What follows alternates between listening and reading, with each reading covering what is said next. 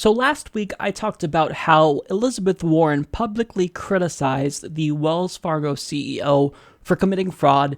And, I was kind of a negative Nancy. I wasn't particularly impressed by what she did. Here's what I had to say. It doesn't mean very much to me anymore. When I see Elizabeth Warren railing against the big banks, it doesn't mean what it once meant to me. I looked at Elizabeth Warren as a leader and thought, this is someone who I can trust. She really wants change. She's going to stand up against Wall Street corruption.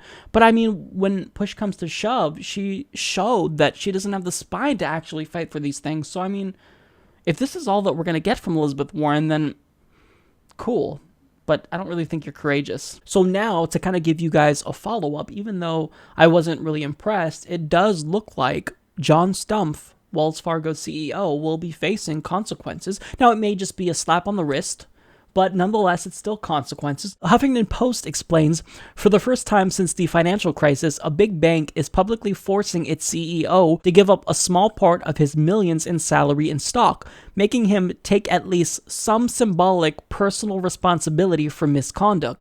Wells Fargo CEO and chairman John Stumpf will forfeit $41 million in unvested stock, give up his $2.8 million annual salary for a time, and get no bonus this year, the bank announced Tuesday in the wake of a massive scandal. Stumpf is hardly at risk of homelessness, though. He still has his job, much to the consternation of critics, and another $247 million in Wells Fargo stock he's accumulated. So, I mean, is there some consequences that he's going to face? Yeah, but this isn't huge, and even Elizabeth Warren, thankfully, is admitting that this isn't what he deserves. She tweeted out saying this is a small step in the right direction, but nowhere near real accountability, and she's right there. She also said CEO Stumpf will be just fine. He keeps his job and most of the money he made while massive fraud went on under his nose. Yep.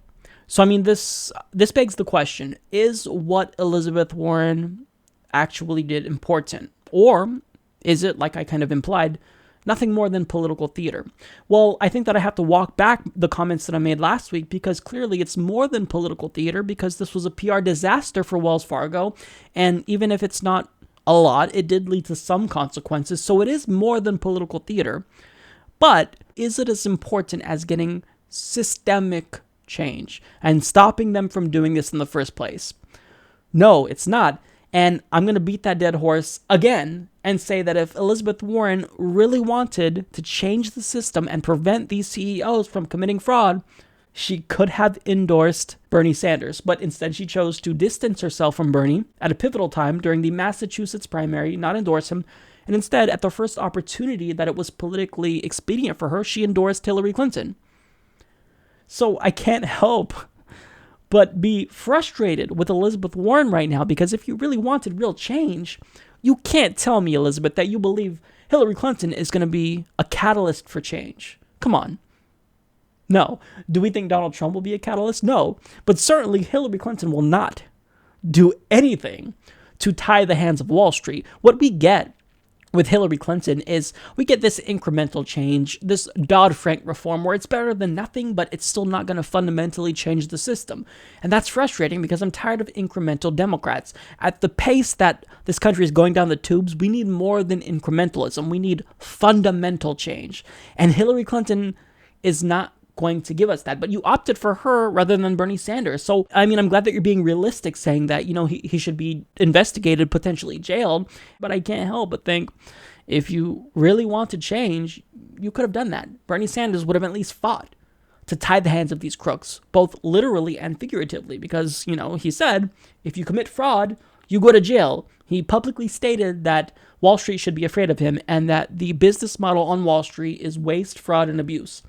You didn't choose that guy. You chose Hillary Clinton. So, I mean, what you're doing, yeah, it's important, but let's be honest, it's still political theater. So, I'm not going to completely praise you for this. I am thankful that you did this. Somebody has to do it, but just from you, I believed in you. So, I mean, this doesn't mean much to me now.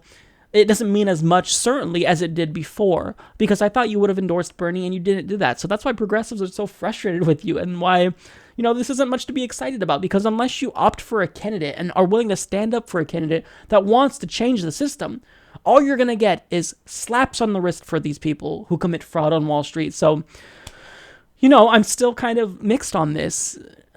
I guess that I've been moved more towards Elizabeth Warren in terms of my view being a little bit more positive towards her after this. But at the same time, you know, is this going to change the system if you publicly shame every single CEO?